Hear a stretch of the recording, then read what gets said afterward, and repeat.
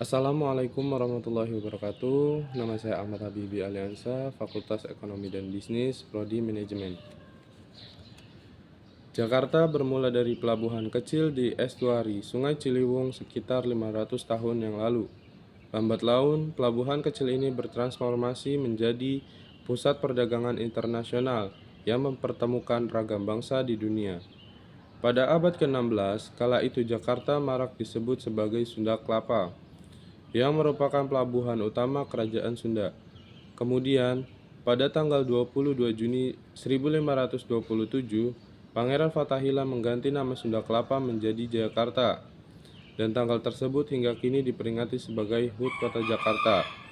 Kemudian, VOC Belanda tiba dan mengambil alih kekuasaan atas Jakarta, mengganti namanya menjadi Batavia, yang diambil dari nenek moyang bangsa Belanda, yaitu Batavieren.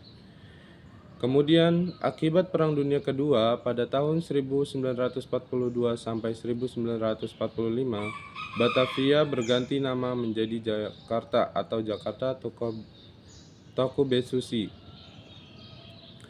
Dan sejak proklamasi kemerdekaan Republik Indonesia tahun 1945, Jakarta menjadi pusat kegiatan politik dan pemerintahan pada masa awal kemerdekaan. Kemudian secara resmi pada tanggal 1966 Jakarta menjadi ibu kota negara. Sebagai ibu kota negara, Jakarta berkembang pesat dengan dibangunnya lokasi bisnis, akomodasi, hingga kedutaan besar bagi negara sahabat. Nama Nusantara. Nusantara dipilih menjadi nama ibu kota baru di Indonesia karena kata tersebut telah dikenal dan menjadi banyak ikonik di mata internasional. Rancangan Undang-Undang tentang Ibu Kota Negara atau RUU IKN sudah disetujui menjadi undang-undang dalam rapat paripurna DPR RI. Dengan begitu, pemindahan ibu kota dari Jakarta ke Kalimantan Timur atau Kaltim dengan nama Nusantara bisa dilaksanakan. Menteri PPN atau Kepala Bappenas Soeharto Manoarfa secara resmi memaparkan nama ibu kota negara atau IKN baru, yaitu Nusantara, yang terletak di wilayah Penajan Pasir Utara, Kalimantan Timur.